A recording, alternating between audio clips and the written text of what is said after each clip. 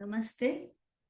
मैं मेघा मेहरोत्रा, आपकी parenting coach, आप सबका स्वागत करती हूँ। आज इस सेशन में आपके साथ जुड़ के बहुत ज्यादा एक्साइटेड हूँ और सबसे पहले आप सबका थैंक यू करना चाहती हूँ कि आपने अपने बिजी लाइफ में से टाइम निकालकर यहाँ आने का फैसला किया।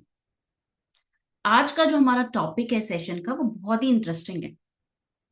टॉपिक का नाम है empowered parenting, transform your parenting with yoga. तो आज हम जानेंगे कि योगा के माध्यम से आप अपनी पेरेंटिंग को किस तरह से एम्पावर कर सकते हैं।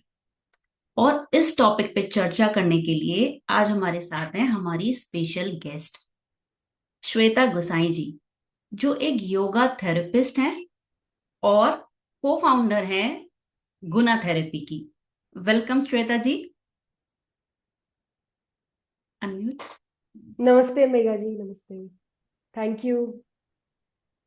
तो आज श्वेता जी हमारे साथ हैं और इनके साथ हम डिटेल में चर्चा करेंगे कि योगा किस तरह से पेरेंटिंग को एम्पावर कर सकता है।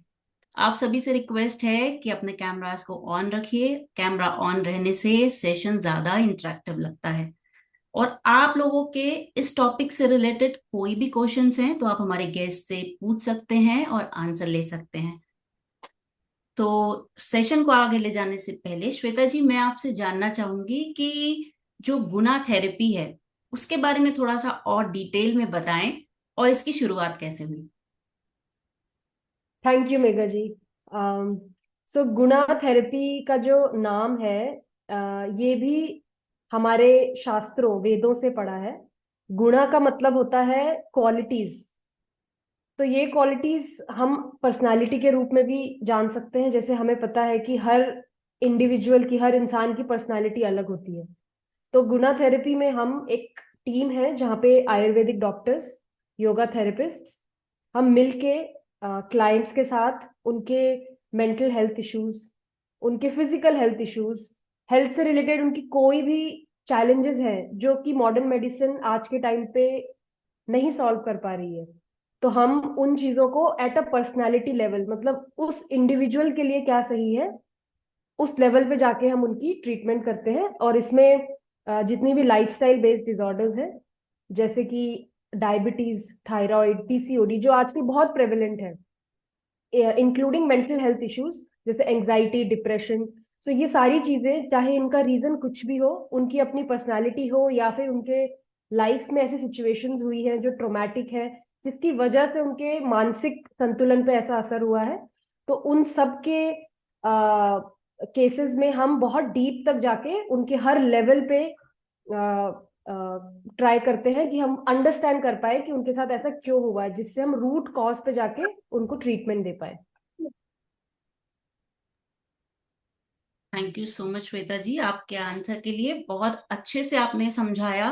क्योंकि आजकल सच में बहुत बार ऐसा होता है ना, हम क्लियरिटी ले नहीं पाते हैं क्योंकि मेडिसिन का सहारा लेते हैं जब भी हमारी लाइफ में कुछ प्रॉब्लम्स आती हैं। तो ये एक बहुत ही नया और यूनिक वे है कि वैसे तो ये काफी पुराना है, जैसे आपने बताया, हमारे शास्त्रों से ही उठा है, लेकिन काफी हद तक चीजें जो है ना दब जाती हैं समय के साथ। तो आप इस चीज राइट। को वापस लेके आ रही हैं, उसके लिए आपके लिए बहुत बहुत बधाई। तो थैंक यू। आपने जैसा बताया कि आप इंडिविजुअल्स पे काम करती हैं, उनके स्ट्रेस और एंजाइटीज को ठीक भी करती हैं, क्योर भी करती हैं। तो मैं ये जानना चाह रही हूँ पेरेंट्स के प्रोस्पेक्टिव से कि जो बिजी पेरेंट्स हैं आज के टाइम में, क्योंकि स्ट्रेस बहुत ज्यादा हो गया है, पेरेंटिंग आज के टाइम में बहुत हार्ड हो गई है। तो पेरेंट्स को बहुत एंजाइटी और स्ट्रेस भी है, तो वो इस योगा के माध्यम से उसे कैसे ठीक कर सकते हैं? ओके, सो सबसे पहली बात समझने की ये है कि पेरेंटिंग जब हम करने जाते हैं तो हम जो चीजें हमें पता है कि अच्छी है वो हम ट्राई करते हैं कि हमारे बच्चे करें, लेकिन हम ये भूल जाते हैं कि हमें वो खुद भी पहले करनी है। तो पेरेंटिंग का फर्स्ट रूल खुद से अप्लाई होता है। अगर आप ही डिसिप्लिन नहीं है, राइट, अगर आपका ही माइंड फोकस नहीं है, अगर आपका ही माइंड बहुत विचलित है, बहुत एंग्शियस है हर टाइम, तो वो एंग्शियसनेस धीरे धीरे आपको अपने बच्चे में भी दिखने लगेगी। तो इसलिए योगा प्रैक्टिस सिर्फ आसन प्रैक्टिस नहीं है जो हमें लगता है कि आप योगा मैट पे जाके 5 से 10 आसन कर लीजिए, सूर्य नमस्कार कर लीजिए और आपका योगा हो गया। योगा वो नहीं है। आसन योगा का सिर्फ एक बहुत छोटा सा पार्ट है। योगा का असली मतलब होता है अपने माइंड को संतुलन में लाना, माइंड को फोकस्ड रखना। ओके, सो जब हम आई थिंक किसी का माइक ऑन है, गुंजन जी। यस। सो अगर हम अपने आप को पहले डिसिप्लिन में लाते हैं, अपने डेली स्केड्यूल को प्रॉपर करते हैं, तो योगा वहीं से शुरू हो जाता है। योगा का मतलब सिर्फ ये नहीं है कि आप कोई पर्टिकुलर सेट ऑफ प्रैक्टिसेस ही करेंगे। अगर आप सुबह उठते हैं, आप जो काम कर रहे हैं उस पर ध्यान लगा के काम कर सकते हैं, राइट। अगर आप अपनी मॉर्निंग में जो आपकी रूटीन है, रात का जो आपका रूटीन है जिसे रात्रिचर्या कहते हैं, अगर आप वो अच्छे से मेंटेन कर पाते हैं तभी आप एंजाइटी से निकल के अपने बच्चे की पेरेंटिंग कर पाएंगे। बिल्कुल सही कहा आपने। और मैं भी आपकी बात से सहमत हूं कि जब पेरेंटिंग में हम किसी चीज को लाने की बात करते हैं ना, तो अपने आप से शुरुआत करनी पड़ती है, फिर हमारे बच्चे करते हैं। वो तो एकदम सही बात है। और जो आपने ये नाइट शेड्यूल बताया और वो सब भी, वो भी बहुत अच्छा है कि मतलब वो चीजें तरीके से काम करती हैं। जो और आपने जो बीच में कहा कि आसन ही सब कुछ नहीं है, कि मतलब वो खाली कुछ आसन से ही सब कुछ मिला जुला कॉम्बिनेशन है। तो इसमें आगे राइट। अगर हम बात करें कि जो पेरेंट्स की इमोशनल वेलनेस है, तो योगा हम्म। उसे कैसे इन्फ्लुएंस करता है? ओके, सो आप देखेंगे कि जब भी हमारे इमोशंस बढ़ जाते हैं, जैसे हमें गुस्सा आने लगे या फिर हम बहुत दुखी हो गए, तो आपको अपनी बॉडी में भी वो बदलाव दिखने लगेगा। गुस्से में हमारा शरीर जकड़ जाता है, हमारी सारी नर्व्स कंस्ट्रिक्ट हो जाती हैं, राइट। और जब हम सैड होते हैं तब हमारे कंधे झुक जाते हैं, हमारी गर्दन झुक जाती है, हम बहुत डिप्रेस्ड, हम देख के ही कोई समझ जाता है कि हम डिप्रेस्ड है। उसी तरह अगर आप अपनी सांसों को देखेंगे, गुस्सा आते ही हमारी सांसें फूलने लगती है ना। जब हम दुखी होते हैं तो हम हमें पता ही नहीं चलता हम सांस ले भी रहे हैं कि नहीं। कई बार हम ब्रेथलेस हो जाते हैं, हम सांस ले ही नहीं पाते। तो इसका मतलब है हमारे इमोशंस का हमारे सांसों से और हमारे बॉडी के पोस्चर से डायरेक्ट कनेक्शन है, राइट। तो हमारे ऋषियों ने, योगीज ने, पुराने, उन्होंने ये चीज बहुत ध्यान से ऑब्जर्व की। उन्होंने देखा कि जब हम इमोशनल होते हैं तो वही बदलाव हमारी सांसों और शरीर में दिखता है। तो उन्होंने सोचा क्यों ना हम अपने शरीर और सांसों को बदले, जिससे हम अपने इमोशंस पे कंट्रोल कर पाए। क्यों हम अपने इमोशंस को अपनी सांसों और शरीर पे कंट्रोल लेने दें, क्यों ना हम उल्टा कुछ करें कि वो कंट्रोल उस तरफ से हो जाए। तो इसलिए हमने उन्होंने आसन डेवलप किए, उन्होंने ब्रीदिंग प्रैक्टिसेस डेवलप की, राइट। उन्होंने ध्यान डेवलप किया जिसमें हम किसी एक बिंदु पे या किसी एक ऑब्जेक्ट पे या किसी भी एक मंत्र पे फोकस करें, जिससे हमारा माइंड कुछ देर तक शांत हो जाए। तो जब हम आसन करते हैं, आसन का मतलब ये नहीं है कि आपको जल्दी जल्दी 108 सूर्य नमस्कार खत्म करने हैं। ये आसन बिल्कुल भी नहीं है। आप इसे, अच्छा होगा अगर हम इसे एक्सरसाइज का नाम दे दे, आसन का नाम ना दे, है ना। तो अगर हम धीरे धीरे से कुछ पोस्चर्स करते हैं, धीरे धीरे हम अपनी सांसों पे ध्यान देते हैं और उन्हें लंबा कहते हैं, गहरा करते हैं, हम किसी एक चीज पे ध्यान लगाते हैं, तो आप देखेंगे कि धीरे धीरे धीरे उनका असर आपके इमोशंस पे भी हो रहा है। उसी तरह जिस तरह आपका आपकी इमोशंस का असर आपकी सांसों पे हुआ था, सेम उसी तरह जब आप सांसों को कंट्रोल करेंगे तो उसका असर आपको अपने इमोशंस पे भी दिखने लगेगा। बिल्कुल सही आपने कहा कि मतलब हर प्रोसेस है ये, और ये स्लो चलता है, राइट, कि धीरे राइट, धीरे, एक राइट। बार में ऐसा नहीं। तो एक इससे, बार में ऐसा नहीं होगा। हाँ, तो इससे रिलेटेड एक क्वेश्चन और है कि टाइमिंग्स के बारे में क्या है? जैसे जो आसन करना है, या सपोज जो बिजी पेरेंट्स हैं उन्हें अगर योगा करना है क्योंकि उनके पास टाइम नहीं होता, तो टाइमिंग उनके लिए क्या बताएंगी आप? क्या सजेस्ट करेंगी? देखिए, टाइमिंग तो सबसे अच्छा सुबह का ही होता है, लेकिन ऐसा नहीं है कि अगर आपके पास सुबह टाइम नहीं है तो आप कभी नहीं कर सकते। सूर्य उदय और सूर्य अस्त, दोनों के टाइम पे आप, ये बेस्ट टाइमिंग्स बताए गए हैं, बट वो सिर्फ आसन और प्राणायाम करने के टाइम है। योग में बहुत सी और चीजें होती हैं। योग, आसन, प्राणायाम 2 चीजें हैं, उसके अलावा ध्यान करना, उसके अलावा आपको अपने आप को इंट्रोस्पेक्ट करना, अपने आप से सवाल पूछना कि क्या मैंने जो ये फैसला लिया था ये किस हद तक सही है ना। जैसे हम कई बार ऐसी डिसीजन ले लेते हैं जो हमारे फायदे में तो होती है, but looking at a bigger picture वो फायदेमंद नहीं होते। तो जब हम इन चीजों पे ध्यान देते हैं, अमल करते हैं, अपने आप से सवाल करते हैं, इंट्रोस्पेक्ट करते हैं, तब ये भी योगा का एक पार्ट है। तो ये चीजें तो किसी भी टाइम पे की जा सकती है। इसके लिए तो हमें कोई स्पेसिफिक ऐसा नहीं है कि खाने के बाद नहीं कर कर सकते या पहले नहीं कर सकते, राइट। तो सिर्फ आसन और प्राणायाम का स्पेसिफिक टाइम है। जब आप खाना खाते हैं उसमें 2.5 से 3 घंटे का अंतराल रखिए। लेकिन बाकी योगा की जितने भी प्रैक्टिसेस हैं, जैसे यम हो गया, नियम हो गया, है ना, ध्यान हो गया, धारणा हो गया, ये सारी चीजें हम किसी भी टाइम, आप सोते टाइम, आपको आपके बच्चे सो गए हैं उस टाइम आपको टाइम मिल रहा है, सुबह आप जल्दी उठ के कर पा रहे हैं, दिन में आपके पास टाइम है, शाम में आप ब्रेक लेते हैं 15 मिनट्स का, उस टाइम पे आप कर सकते हैं। तो बेस्ट इज जब भी आपको टाइम मिले वहां से स्टार्ट कीजिए। एक बार आपको उन प्रैक्टिसेस का असर दिखने लगेगा तो आप अपने आप अपने लिए किसी भी समय अच्छा समय निकाल पाएंगे। बिल्कुल सही। आई होप कि हमारी ऑडियंस को काफी मदद मिल रही होगी। बहुत अच्छे से चीजें आप डिटेल में समझा रही हैं, तो थैंक यू सो मच उसके लिए। आगे चलते हैं कि बच्चों के लिए योगा क्यों बेनिफिट है, मतलब कैसे बेनिफिट है। आजकल हम बात करते हैं ना फिजिकल एक्सरसाइज की, तो क्या योगा को उसमें इंक्लूड कर सकते हैं? और स्पेसिफिकली फोकस और डिसिप्लिन जो आजकल बच्चों में बहुत कॉमन है ना, नहीं, पेरेंट्स बहुत कंप्लेन करते हैं, तो उसको कैसे ये बैलेंस कर सकता राइट। सो जब मैं डिसिप्लिन की बात करती हूँ तो डिसिप्लिन आज के टाइम पे सब लोग डिसिप्लिन को पनिशमेंट की तरह देखते हैं, बट एक्चुअली डिसिप्लिन पनिशमेंट नहीं है। क्योंकि अगर आप देखेंगे, जितनी जल्दी छोटी उम्र में आप डिसिप्लिन बच्चे के अंदर ले आएंगे, वो उतना ही कम पनिशमेंट उसको लगेगा। जितनी उम्र बढ़ती जाएगी, अगर आप तब डिसिप्लिन लेके आएंगे, वो उतना ही ज्यादा बड़ा और मुश्किल पनिशमेंट लगने लगेगा। अभी ऐसा होता है कि हम बच्चे आज के टाइम में छोटे बच्चों को भी डिसिप्लिन नहीं कर पा रहे हैं, क्योंकि parents themselves are not discipline. हम खुद बच्चों को बोलते हैं कि मूवी नहीं देखो, सो जाओ, लेकिन फिर उनके सोने के बाद हम मूवी देखते हैं, है ना। तो हमें लगता है कि बच्चे सो गए हैं, लेकिन बच्चों को कहीं ना कहीं पता चलता है कि पेरेंट्स हमें कुछ और बोलते हैं, वो खुद उस चीज को फॉलो नहीं करते हैं, है ना। अगर हम बच्चों को बोल रहे हैं आप योग कीजिए, और वो पेरेंट्स खुद योग नहीं करते, वो खुद सोफे पे बैठे हैं, खुद there is so much lethargy in the house, तो घर का एक एटमॉस्फेयर होता है, वो एटमॉस्फेयर बच्चों को पता चलता है, और अगर आप उसके अगेंस्ट उनसे काम करवाएंगे तो वो डिसिप्लिन कभी नहीं हो सकते। अब बच्चों में, आज के बच्चों में योगा की बहुत बहुत ज्यादा जरूरत है। पहले के टाइम पे एटलीस्ट ऐसा था कि फिजिकल लेवल पे उन्हें आसन कराने की इतनी जरूरत नहीं थी, योग आसन कराने की, क्योंकि उनका लाइफस्टाइल, वो थोड़ा खेत में हेल्प कर लेते थे, स्कूल पैदल चल के जाते थे, खेलते थे शाम को, गेम्स भी ऐसे होते थे जिसमें बहुत दौड़ना भागना होता था। तो पहले के बच्चों को आसन की जरूरत नहीं थी, हालांकि प्राणायाम, धारणा, ध्यान, इन सब की जरूरत थी, लेकिन आसन की इतनी जरूरत नहीं थी। लेकिन आज के टाइम पे आसन की भी बहुत ज्यादा जरूरत है।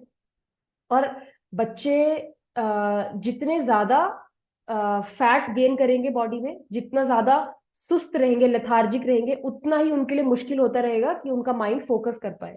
क्योंकि अगर शरीर सुस्त होता है तो दिमाग भी सुस्त होता है, फिर पढ़ाई में मन नहीं लगता, फिर दिमाग भटकता है, और फिर चीजें सही से नहीं होती, और फिर घर का सारा डिसिप्लिन खराब हो जाता है। तो बच्चों को योग आसन कराइए। आसन कराना उनके लिए इजी हो जाए अगर वो उस चीज को एक्सेप्ट कर ले, तब धीरे धीरे आप हायर प्रैक्टिसेस में जाएं। और बहुत ज्यादा इंपॉर्टेंट है कि आप किसी गुरु की सहायता ले, सिर्फ यूट्यूब वीडियोस देख के ये चीजें ना करें, क्योंकि हर एक इंसान अलग है, हर एक इंसान की रिक्वायरमेंट्स अलग है। और जब हम ये चीजें समझने के लिए हमें किसी गुरु की हेल्प लेना बहुत ज्यादा जरूरी है।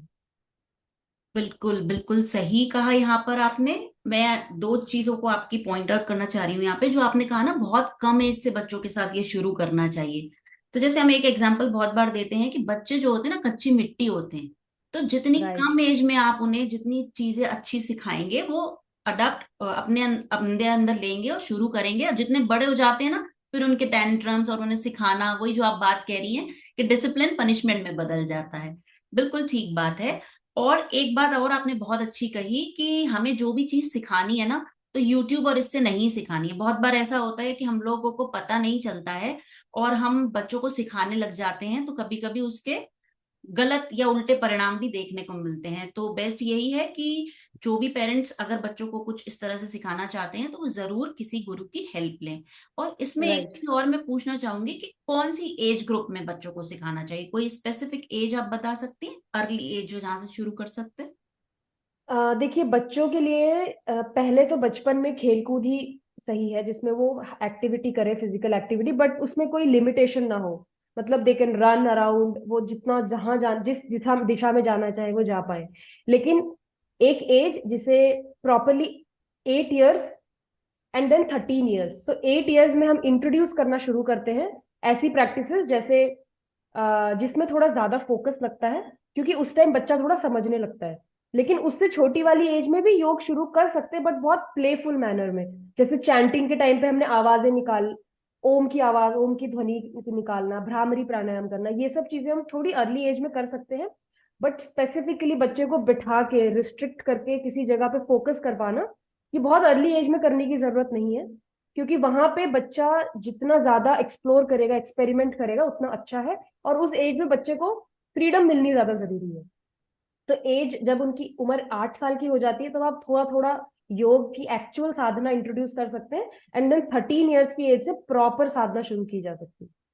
बिल्कुल बिल्कुल सही। वही थोड़ा कंफ्यूजन रहता है ना, क्योंकि जैसे थोड़ा तो ये पता है कि जो अर्ली एज में ब्रीदिंग एक्सरसाइज कुछ आप बच्चों के लिए, या जो आप बोल रही हैं प्राणायाम जो हाँ जी। हल्के हैं, वो प्लेफुल मैनर में करा सकते हैं। बहुत बढ़िया। एब्सोल्युटली। तो अब बात करते हैं जो पेरेंट्स हैं, जैसे तो पेरेंट्स को माइंडफुल रहने के लिए, है ना, योग कैसे मदद करता है, उसके बारे में थोड़ा बताइए।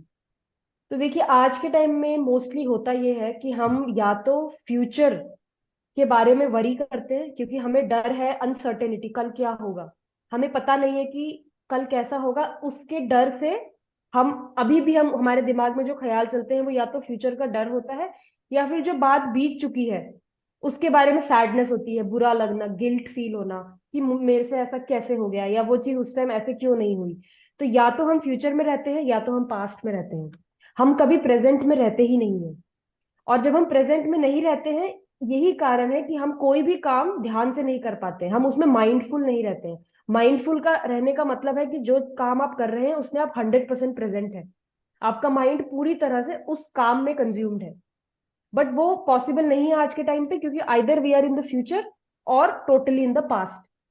तो प्रेजेंट में रहने के लिए, ताकि हम कोई भी काम माइंडफुली कर पाए, सबसे अच्छा तरीका है कि हम अपनी ब्रीदिंग पे फोकस करें।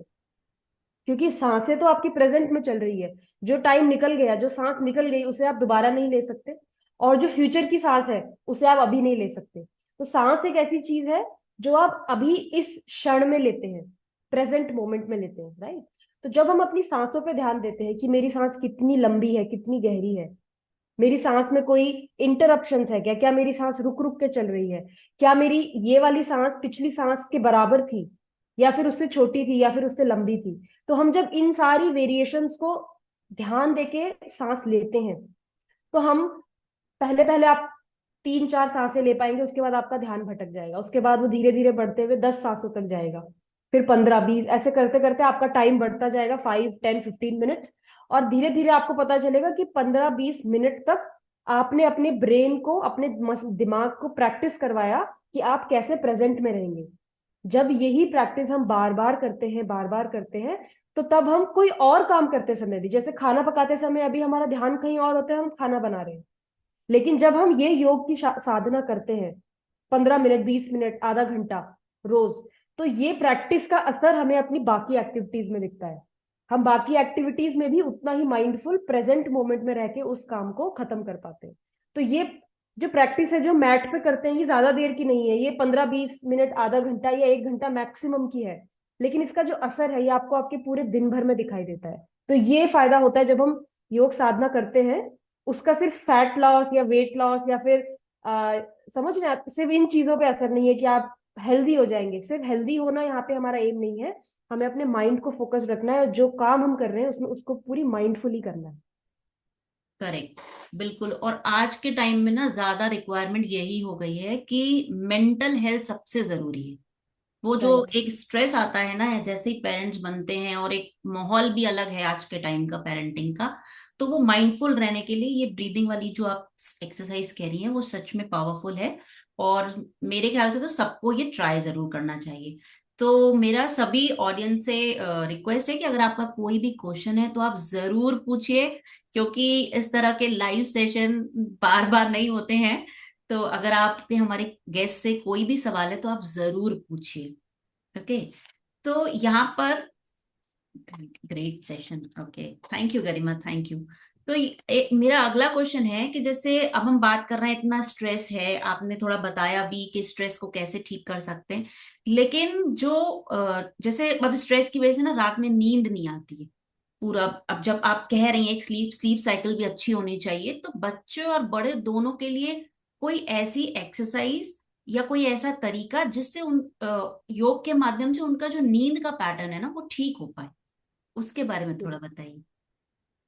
तो जब हमारी नींद की प्रॉब्लम, बस अगर वो अभी अभी हुई है, कुछ समय से ही हमारी नींद में प्रॉब्लम आ रही है, तो हमें एक्चुअली नींद एक ऐसी चीज है जो जो 3 पिलर्स ऑफ हेल्थ है, उसमें से एक पिलर है। इसका मतलब है कि अगर नींद खराब है तो हमारी health is like, it is totally compromised. जितना इम्पोर्टेंट हमारे लिए फूड है, जितना इम्पोर्टेंट हमारे लिए लाइफस्टाइल है, उतनी ही इम्पोर्टेंट हमारे लिए नींद है। तो नींद की जो खराबी है वो अगर क्रॉनिक हो गई है, तो इट इज वेरी इंपॉर्टेंट कि आप उसे ट्रीट करवाएं। क्योंकि योग अकेले ही उसको कुछ हद तक ठीक कर सकता है, लेकिन क्रॉनिक चीजों के लिए आपको ट्रीटमेंट कराना बहुत ज्यादा इंपॉर्टेंट है। लेकिन अगर आपकी नींद अभी अभी खराब हुई है, तो आप डेफिनेटली उसको योग साधना से, योगा के कुछ प्रैक्टिसेस से इम्प्रूव कर सकते हैं। स्पेसिफिकली जब आप दिन भर में थक जाएं, जैसे आजकल होता ही है कि हम फिजिकली थकते नहीं है, हमारी बॉडी टायर्ड नहीं होती है क्योंकि हम पूरे दिन बैठे होते हैं, लेकिन हमारा माइंड बहुत ज्यादा टायर्ड हो जाता है क्योंकि पूरे दिन हम स्क्रीन पे काम करते हैं, हम सोचते हैं, हमारा सारा काम काम इंटेलेक्चुअल होता है। तो शरीर थका नहीं है और माइंड बहुत ज्यादा हाइपर एक्टिव है। इस वजह से नींद नहीं आती है। क्योंकि जब हम सोने जाते हैं तो शरीर तो थका ही नहीं है, तो शरीर को नींद की जरूरत लग ही नहीं रही है, लेकिन माइंड इतना ज्यादा हाइपर एक्टिव है कि माइंड शांति नहीं हो पा रहा है। और नींद में जाने के लिए हमें उल्टा चाहिए। नींद में जाने के लिए शरीर थका होना चाहिए और माइंड बहुत ज्यादा काम डाउन होना चाहिए। और हमारा उल्टा होता है ना। तो अगर आपको नींद में प्रॉब्लम आ रही है और उसका ये कारण है, रीजन बहुत सारे हो सकते हैं, बट अगर ये वाला रीजन है, तो जरूरत है कि आप फिजिकल बॉडी को थोड़ा थकाएं। उसके लिए आप कोई भी फिजिकल एक्सरसाइज कर सकते हैं। और अगर शाम का समय है तो योग आसन को प्रेफर कीजिए, क्योंकि योग आसन से हमारा शरीर थकता है, लेकिन बहुत ज्यादा फटीग में भी नहीं जाता है, क्योंकि वो प्रैक्टिसेस बहुत स्लो होती है। और सेकेंडली, जब आप नींद के लिए जा रहे हैं, एटलीस्ट 30 मिनट्स पहले आप अपनी स्क्रीन को ऑफ कीजिए। क्योंकि स्क्रीन चलती रहेगी तो माइंड में जो थॉट्स हैं वो उतनी ही स्पीड से चलते रहेंगे। जितनी स्पीड आपकी स्क्रोलिंग की है, उतनी ही स्पीड आपके माइंड में थॉट्स की रहेगी। राइट। और जब आप नींद के लिए जा रहे हैं, उससे एटलीस्ट 15 मिनट्स पहले, जो मैंने आपको बताया, जैसे अपनी सांसों पे ध्यान देना, या फिर आप अपनी वॉल पे एक छोटा सा बिंदु बना लीजिए और उसको 15 मिनट्स तक कंटिन्यूअसली आपको उस पर ध्यान लगा के रखना है ना। तो ऐसी कुछ प्रैक्टिस जिसमें आपका माइंड बाकी चीजों को छोड़ के किसी एक ऑब्जेक्ट पे ध्यान दे, जिसे हम धारणा कहते हैं योग में, योग साधना में इसको धारणा कहा जाता है। तो ये प्रैक्टिस अगर आप सोने से 15 मिनट पहले स्टार्ट करते हैं, तो धीरे आप इसको लेट लाइंग डाउन पोजीशन में भी कर सकते हैं, जिस पोजीशन पे आप सोने जा रहे हैं। इसके साथ आप भ्रामरी भी ऐड कर सकते हैं। भ्रामरी में हम साउंड, जो म साउंड है, ओम की जो म ध्वनि ध्वनि है, उसको हम चैंट करते हैं।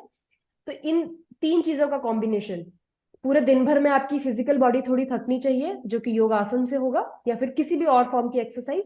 सेकंड, आपको किसी एक बिंदु पे ध्यान लगाना है, या फिर आप लेटे हुए अपनी सांसों पे ध्यान लगा सकते हैं। तीसरा, आपको ध्वनि निकालनी है म साउंड की, म मंत्र की।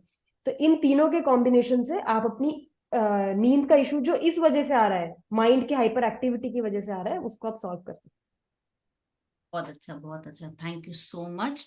बहुत अच्छे से आपने बताया कि मतलब ये जो एक प्रोसेस है ना, अगर प्रोसेस को करें तो उसमें डेफिनेटली फायदा होगा, क्योंकि हैं। आजकल राइट। हो ही ये रहा है कि जो आपने बताया ना 3 पिलर है, तो नींद भी उसमें एक इम्पोर्टेंट पिलर है हमारी लाइफ। राइट। तो वो सबसे ज्यादा खराब हुआ है। एक तो बिजी हो गए हैं पेरेंट्स, वर्किंग टाइम और शेड्यूल सब गड़बड़, दूसरा स्क्रीन की वजह से जो आपने बताया। उसकी वजह से भी काफी इम्पैक्ट होता है। और एक छोटी सी चीज मैं यहाँ ऐड करना चाहती हूँ कि जैसे जो ये सब तो आपने तीन चीजें बताई, वो तो बहुत काम की हैं। और कभी कभी पता है मैं क्या करती हूँ, जैसे अगर मैं बहुत ज्यादा थक जाती हूँ तो मेरे साथ सच में ऐसा होता है कि बहुत ज्यादा थकने के बाद वो दिमाग जब थकता है नींद नहीं आती है, तो मैं क्या हम्म। चैंट करती हूँ, मुझे बहुत तेज नींद आ रही है, पॉजिटिव वर्ड्स कि मुझे बहुत तेज नींद आ रही है, राइट। बहुत तेज नींद आ रही है। क्योंकि बजाय क्या होता है, कभी कभी ऐसा भी देखा गया है कि जब थक जाते हैं ना, तो लोग निगेटिव वर्ड बोलते हैं अपने आप को कि मुझे नींद नहीं हम्म। आ रही है, जो मतलब हम ऐसे हम्म। मतलब सोचते हैं।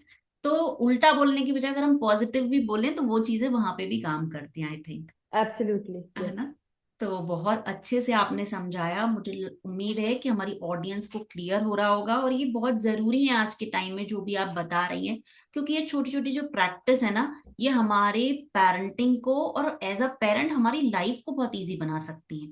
जितना स्ट्रेस है, हम सोचते हैं स्ट्रेस है, मेडिसिन लेंगे या आगे मतलब नहीं खत्म किया जा सकता, लेकिन ऐसा नहीं है। थोड़ी छोटी छोटी चीजें अपनी लाइफ में अपनाने से इस तरह की काफी हेल्प मिलती है। तो श्वेता जी, मैं यहाँ यहाँ पर आपसे ना आपके कोई क्लाइंट की कोई केस स्टडी हमें बताइए, कि जहां पर आपने ऐसे देखा हो कि कहीं उनको कुछ प्रॉब्लम थी और आपने चेंजेस देखे हो उनमें। राइट। सो हमारे पास एक क्लाइंट थे जिनका बेटा था, he was in 4th grade. तो उसे उसे एडीएचडी का इशू था।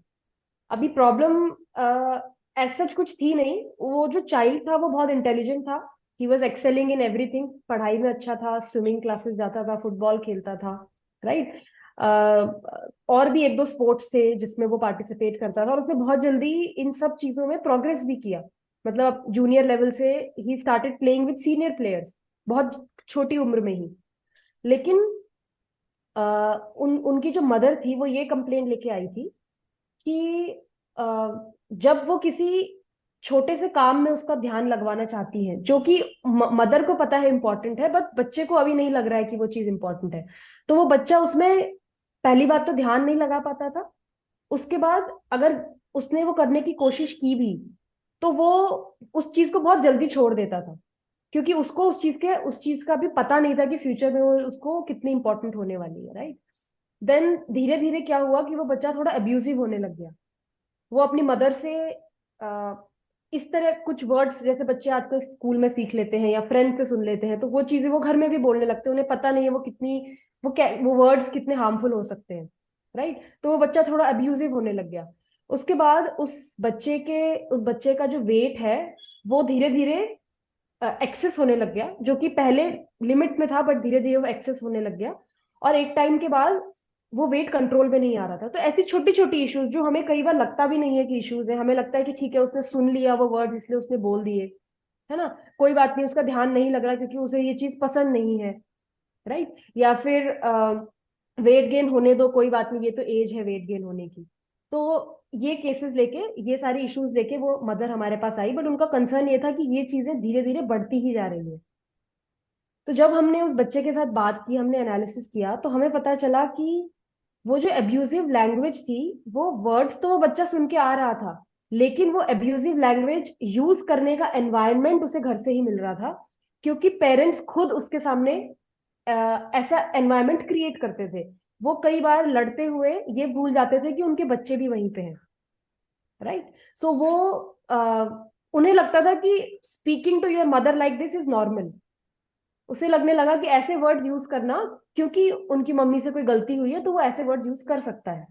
तो फर्स्ट थिंग इज कि हम अपने आप ही ऐसा एनवायरनमेंट क्रिएट करते हैं जिससे बच्चे को लगने लगता है कि ये नॉर्मल है, ऐसा बोलना या ऐसा रिएक्ट करना नॉर्मल है।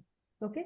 सेकंड थिंग ये थी कि जब हम फोकस की बात करते हैं, तो एक फैक्टर पर्सनैलिटी का भी होता है। अब हम हर बच्चे को एक जैसा ट्रीट नहीं कर सकते। हम जब कोई बच्चे होते हैं जो अपने आप ही नेचुरली उनकी पर्सनालिटी ऐसी होती है कि उन्हें एक जगह बैठ के काम करना पसंद होता है, और कुछ बच्चे ऐसे होते हैं जिनकी बॉडी बहुत ज्यादा मूव करती है, जिनका माइंड बहुत ज्यादा चलता है, तो उन्हें एक्सप्लोर करना पसंद है, उन्हें एक जगह बैठना पसंद नहीं है। राइट। तो अभी जो ये बच्चा था, इसके साथ इसके पेरेंट्स ने, जस्ट बिकॉज बाहर इतना कंपटीशन है, उन्होंने उसको हर तरह के स्पोर्ट्स में क्लासेस में ज्वाइन कराया था। This child use to get up in the morning at 5 AM, 5 बजे वो बच्चा उठता था, और पूरे दिन लगभग शाम के 6 से 7 बजे, जब तक डिनर का टाइम होता है तब तक वो बच्चा किसी ना किसी एक्टिविटी में लगा ही रहता था। जस्ट बिकॉज पेरेंट्स को लगता था कि इसको सब कुछ आना चाहिए, उन्होंने उसको मल्टीपल क्लासेस में ज्वाइन करवाया था। अभी ये बच्चा इतना थक जाता है कि घर पे आके उसके पास वो कैपेसिटी ही नहीं है कि वो फोकस करे किसी चीज पे, और पढ़ाई इस वजह से कॉम्प्रोमाइज हो रही थी। तो फर्स्ट ऑफ ऑल, जब हम अपने बच्चे को बाहर निकालते हैं इन द वर्ल्ड, जब हम उसे स्कूल में डालते हैं, तो उससे पहले हमें अपने बच्चे की पर्सनैलिटी पता होना बहुत जरूरी है। हमें ये पता होना चाहिए कि हमारे बच्चे का इंक्लिनेशन किसकी तरफ है। क्या वो स्पोर्ट्स की तरफ इंक्लिनेशन रखता है, या फिर वो किसी एक जगह बैठ के आर्टिस्टिक वे में अपने आप को एक्सप्रेस करता है, या फिर उसका एकेडमिक्स में ही बहुत ज्यादा ध्यान है। अगर हम ये चीज समझ पाते हैं तो हम शुरू से ही उसको ऐसी चीजों में डालेंगे जहां उसका इंटरेस्ट है। और कई बार ऐसा भी होता है कि बच्चों के इंटरेस्ट हमें नहीं समझ में आता, वो बहुत टाइम लग जाता है, तो हमें उस चीज में थोड़ा पेशेंस रखना है कि बच्चे को भी नहीं पता इसलिए हमें भी नहीं पता, इसलिए उसे एक्सप्लोर करने दो। वहां पे कंपटीशन का फैक्टर नहीं लेके आना है। बहुत उम्र है, बहुत एज है, बहुत बड़ी लाइफ है। एक्सप्लोर जितना आप टाइम लेंगे राइट डिसीजन, राइट एक्सप्लोरेशन करने में, उतना ही अच्छा वो डिसीजन निकल के आएगा एंड में। अगर हम शुरू में ही जल्दबाजी कर देंगे, म्यूजिक में भी डाल दिया, स्पोर्ट्स में भी डाल दिया, स्पोर्ट्स में 4 तरह के स्पोर्ट्स बच्चा खेल रहा है, आप खुद सोचिए कि उसके दिमाग में कितनी हाइपर एक्टिविटी बढ़ गई है, राइट? उसका दिमाग कितना ज्यादा एंशियस हो रहा है। तो अगर हम ये चीज बहुत ज्यादा करते जाएंगे तो बच्चा एक टाइम के बाद फटीग में चला जाता है, और उसके बाद फिर उसका कुछ भी करने का मन नहीं करता, एग्जैक्टली। राइट? हम्म। तो कंपटीशन छोड़िए, अपने बच्चे की पर्सनालिटी समझिए, और ये हम्म। देखिए कि उसका नेचुरल इंक्लिनेशन किसकी तरफ है। Correct, correct, thank you so much. ये बहुत ही कॉमन, मतलब एक तो आपकी केस स्टडी थी, लेकिन ये आज के टाइम में पेरेंट्स को सच में समझना है, क्योंकि हम बच्चे की ना पर्सनालिटी आइडेंटिफाई किए बिना ही कंपटीशन में डाल देते हैं। तो राइट। ये बहुत ही नुकसानदेह हो जाता है बच्चों के लिए। इसमें क्या होता है, जो बच्चे सुपर जीनियस भी होते हैं ना, फिर वो काम करना बंद कर देते हैं, या जो बच्चे स्लो हम्म। होते हैं तो उनका भी इंटरेस्ट जो वो कर रहे होते हैं उससे भी हट जाता है। तो बच्चा अपनी पर्सनैलिटी एक तरीके से कहें तो भूल जाता है। तो इसमें पेरेंट्स का हम्म। बहुत बड़ा रोल है कि अपने बच्चे की पर्सनैलिटी पहले पहचानिए। तो thank you so much Shweta ji, हमारे इतने सारे सवालों का इतने अच्छे से और क्लियरिटी से जवाब देने के लिए। आप सबसे रिक्वेस्ट है, अगर आपका किसी का कोई क्वेश्चन है तो आप श्वेता जी से जरूर पूछिए। और सोशल मीडिया हैंडल पे गुणा थेरेपी को जरूर फॉलो करिए। अगर आप योग से रिलेटेड कोई भी इंफॉर्मेशन चाहते हैं तो इन्हें फॉलो करिए, ताकि आप इनसे कनेक्टेड रहें और आपको वैल्यूएबल नॉलेज मिलती रहे। तो आप सभी का थैंक यू, और श्वेता जी स्पेशली आपका थैंक यू, आपने भी अपने बिजी शेड्यूल में से हमारे लिए टाइम निकाला। Thank you so much. और हमारे सारे क्वेश्चंस का इतनी अच्छी तरह से जवाब दिया, उसके लिए तो थैंक यू सो मच। जाने से पहले हमारी ऑडियंस से कुछ कहेंगी आप? मैं ये कहना चाहूंगी कि योग और आयुर्वेद हमारे एंशंट साइंस सब्जेक्ट्स हैं, और हमें इन्हें, आपको पता है इनको कितना एक्सेप्टेंस मिल चुका है वेस्टर्न कंट्रीज में, राइट? US, UK. और हम ही हैं जो अभी तक इस नॉलेज को नहीं अच्छे से जान पाए हैं। तो हमारा ये एंडेवर है कि हम इस चीज को वापस लेके आए। एवरी हाउस, जितने भी घर हैं, not just in India, everywhere in the world, they should have the basic knowledge of Ayurveda and yoga, ताकि वो अपने घर में अपनी, एटलीस्ट अपने लिए और अपनी फैमिली के लिए उसे अप्लाई कर पाए। और अगर आप ये करने लगेंगे तो आपको एहसास होगा कि बहुत सी चीजें हैं जो हमें जिसमें हमें खुद डिसीजन लेने के लिए वो इनेबल करेगी, और आप बहुत आसानी से राइट डिसीजन लेके अपनी लाइफ में आगे बढ़ पाएंगे। थैंक यू सो मच, और आप सभी का थैंक यू इस सेशन को ज्वाइन करने के लिए। हमारे साथ हमारे ग्रुप पर बने रहिए आगे इस तरह के और भी वैल्यूएबल सेशंस को ज्वाइन करने के लिए। तो thank you so much Shweta ji, इस सेशन में आने थैंक यू के मेघा। लिए और हम सबको इस तरह की नॉलेज देने के लिए। Thank you everyone, good night, bye bye.